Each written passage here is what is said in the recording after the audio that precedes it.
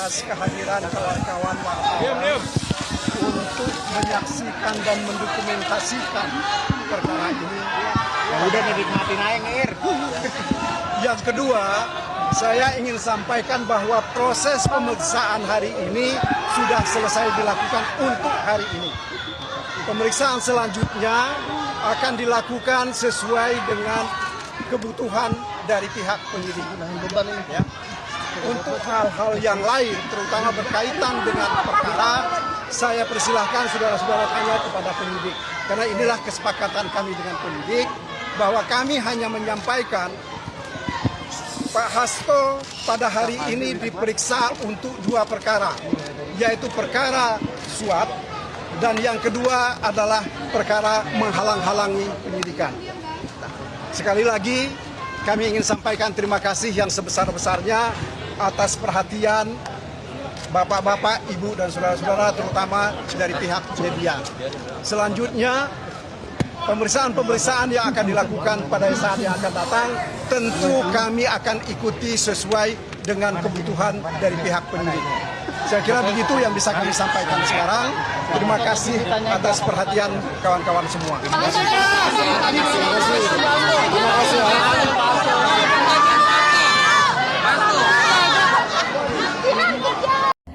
Anyway, kalau memang Mas Hasto ditersangkakan pada malam Natal, saya sih cuma berharap satu aja. Banyak kasus besar, kakak beradik itu, anaknya si itu, yang katanya pencucian uang, katanya apa, itu kan ada KPK tahun berapa? 2001 atau 2022. Terus apalagi Pak Airlangga Hartarto, terus siapa Muis itu, Sandra Dewi, yang menjadi mengulik apa ya kemarahan masyarakat karena pajak banget korupsinya 300 triliun, cuma 6 tahun. Aduh please deh. Siapa lagi? Banyak ya, aku nggak terlalu ngikutin kasus korupsi. Cuman kalau Mas Hasto dianggap menggelapkan atau bukan menggelapkan, apa sih bahasa itu, menyuap. Nah, sampai harus malam Natal dipanggil gitu. Sementara beliau, semua orang tahu dong beliau Katolik, dan mengganggu keterangan beliau malam Natal. Ya sudah, saya berharap KPK memang sedang bekerja keras, ya kan. Jadi memang betul-betul menggenjot mau malam Natal, mau malam Tahun Baru, mau malam Idul Fitri. Nah, coba kita tunggu nih. Mungkin kita positif thinking dong. Tahun baru ini kemudian akan masuklah kakak beradik itu juga ke KPK, kemudian juga mungkin Pak Erlangga, kita nggak tahu, atau lagi juga yang lainnya. Terakhir tentang Mas Hasto, nggak tahu ya, belajar pengalaman dari Pak Kusnadi yang tiba-tiba ada yang direbut apalah dari handphone atau buku catatan PDIP atau apapun. Saya cuma mau kasih tahu aja sebagai sahabatnya, pada saat saya pulang ke Jakarta banyak dokumen penting sudah saya amankan. Jadi yang takut dokumennya bisa dihilangkan dan bagaimana lah gitu, udah saya amankan di Rusia. Jadi pada saat saya pulang ke Indonesia, saya dititipi beberapa dokumen penting dan sudah saya amankan dan saya sudah notariskan di Rusia ini. Ya bisa saja itu jadi bom waktu, kita lihat aja. Sebagai sahabat saya hanya membantu Mas Hasto sebatas yang saya mampu, dan tetap aja ya, buat saya Indonesia itu tanah air saya. Saya itu rakyat, bukan siapa-siapa, dan saya nggak terima aja banyak hal yang saya bilang betul-betul semacam ada desain gitu ya. Kalau saya boleh ngomong, toh saya yang kasih tahu di Akbar Faisal bahwa saya sudah di warning, Mas Hasto kalau terlalu keras akan di KPK-kan. Omongan saya nggak salah kan? Meskipun para cacing cau bilang Bukan itu tukang fitnah, Bukan itu tukang gosip. Bener nggak tapi yang saya ngomong sih? Jadi begitu ya kawan-kawan. Bye.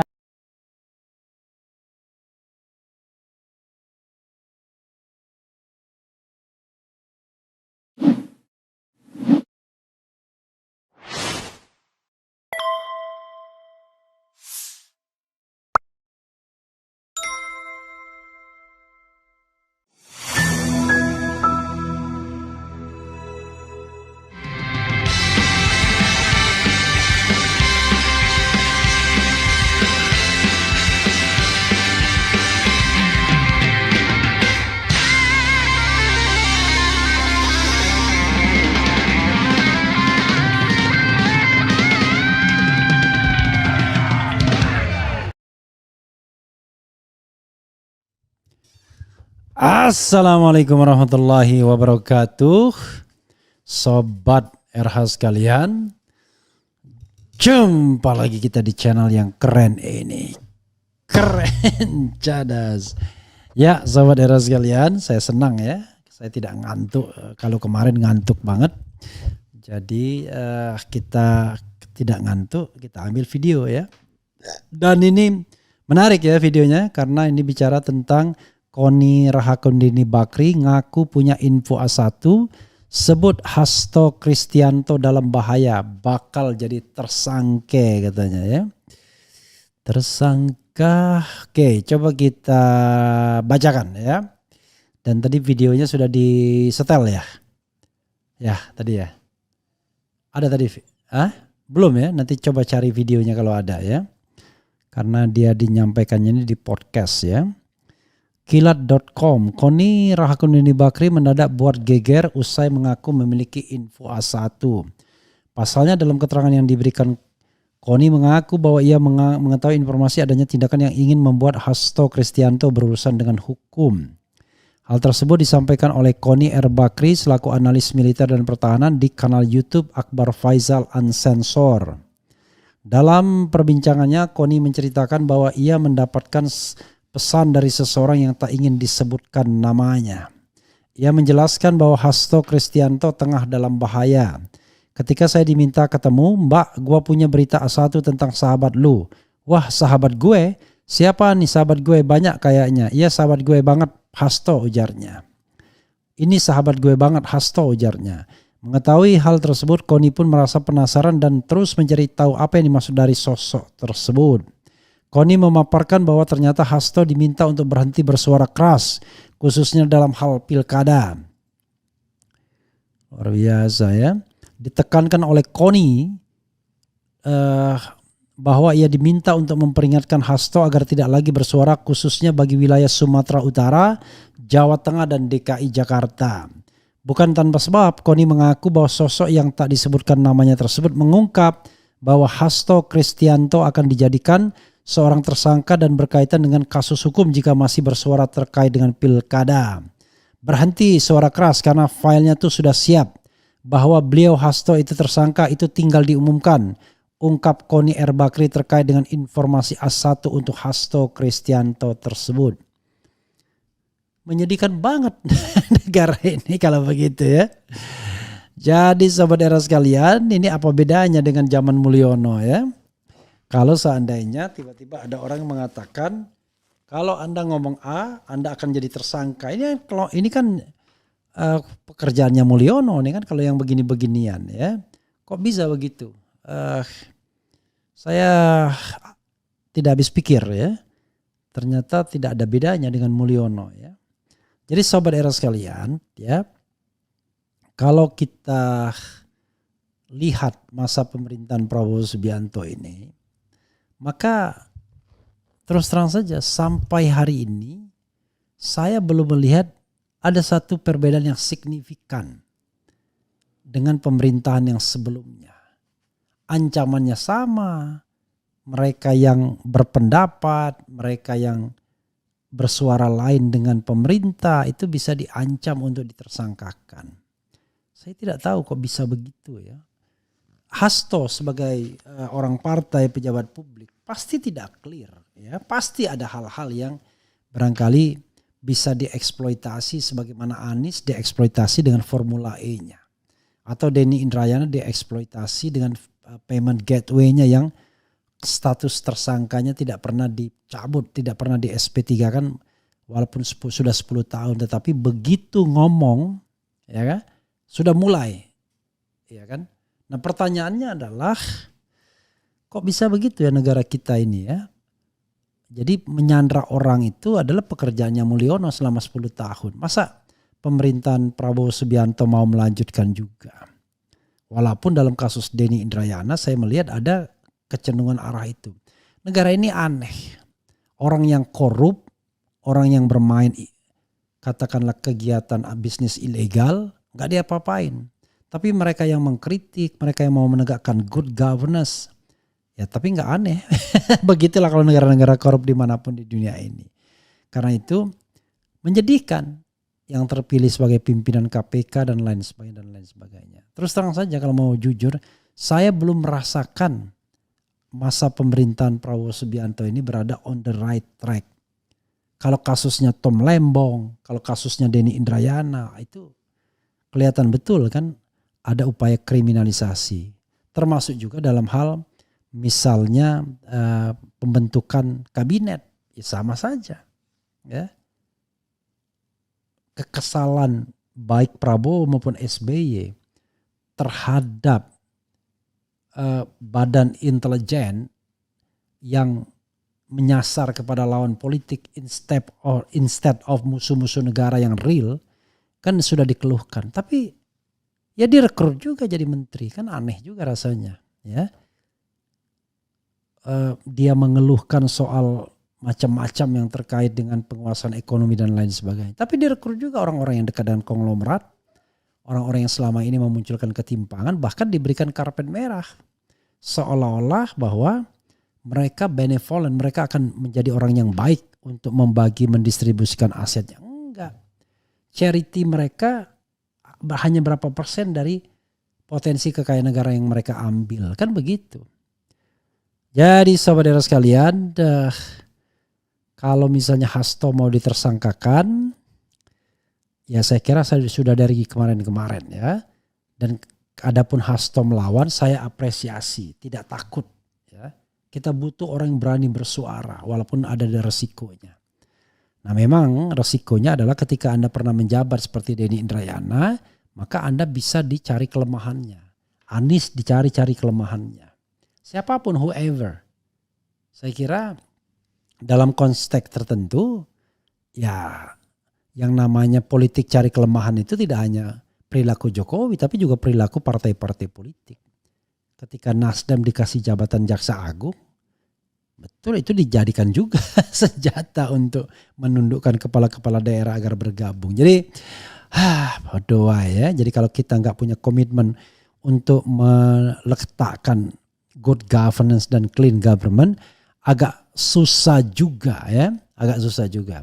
Coba kita bacakan ya komentar sobat era sekalian terkait dengan apa yang disampaikan Koni Bakri ini ya. Pilkada Gubernur Sumsel Bung RH dukung siapa? Saya nggak tahu siapa aja calonnya ya. Oh ya, sorry. Ada siapa? Edi Santana, ya kan? Ada siapa lagi? Ada yang wakil gubernurnya Mawardi. Ada Herman Deru. Saya secara pribadi kenal tiga-tiganya. Jadi karena itu saya tidak tahu apa harus pilih siapa. Kenal sama Herman Deru, kenal sama Mawardi, malah Mawardi pernah jadi klien saya.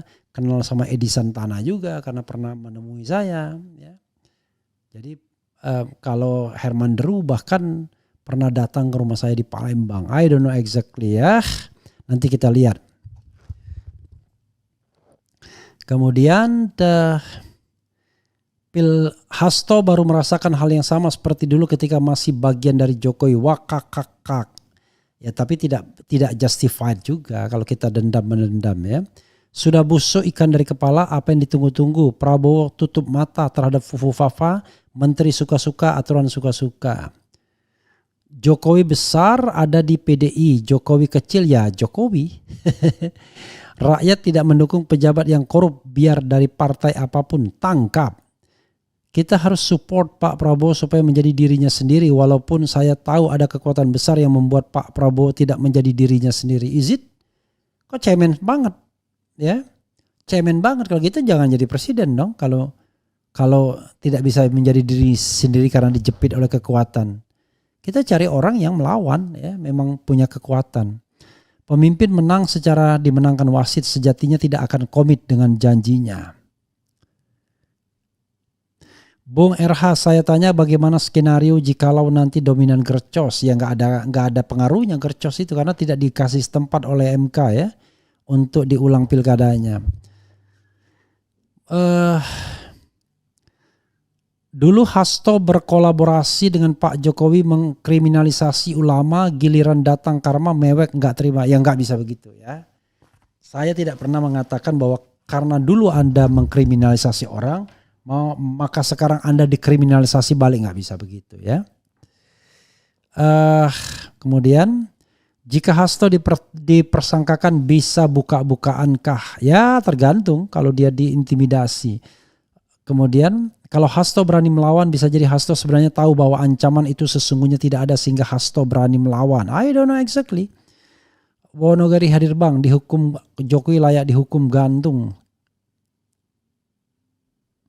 Semalam di podcastnya Akbar Faisal lengkap tuh ulasannya 1 jam lebih. Ya silakan saja ya. Jadi saudara sekalian, saya mengulas dari sisi saya tentunya ya. Karena terus terang saja Hasto mau apa ya. Sekarang kalau dia berani melawan Jokowi, berani melawan pemerintahan yang tidak benar, maka kawan saya. Tapi kalau tidak melawan ya berarti bukan kawan. Jadi kita melihat value ya. Jadi tidak melihat masa lalu. Karena kalau masa lalu banyak sekali. Masa lalu dulu saya 2014 dukung Jokowi karena saya pikir Jokowi orang baik. Tapi ternyata kan tidak. Tapi kan gak mungkin juga saya dukung Prabowo 2014. Bahkan 2024 pun saya tidak dukung Prabowo. Saya dukung Anies. Jadi saudara sekalian, bagi saya dukung-mendukung itu tidak benci dan tidak benci. Tetapi saya lihat value orangnya. Nah kalau Prabowo tidak bertindak apa-apa untuk pemberantasan korupsi kelihatan. Prabowo terbelenggu. Masa kita mau mengandalkan pemimpin yang terbelenggu? Kan tidak mestinya. Begitu ya saudara sekalian. Itu saja. Saya harus, my wife calling me. My wife is calling me untuk to have a dinner. But not outside. Just at home. Karena katanya udah kemalaman. Begitu saudara sekalian. Once again selamat ya buat Jojo, Jonathan Christie dan kemudian Sabar Karyaman. Akhirnya saya semangat lagi lihat bulu tangkis walaupun ya nanti finalnya kita tidak tahu. Tapi yang paling penting keren Jojo dan Sabar Karyaman. Jojo berturut-turut mengalahkan 3 pemain Cina termasuk si Yuki. Sabar Karyaman mengalahkan ranking 1 dan ranking 3 dunia ya. Bulu tangkis dan termasuk juga ganda kuat Malaysia. Mudah-mudahan ya baik jalannya. Itu saja saudara sekalian. Wassalamualaikum warahmatullahi wabarakatuh. Keren cadas. Ciao.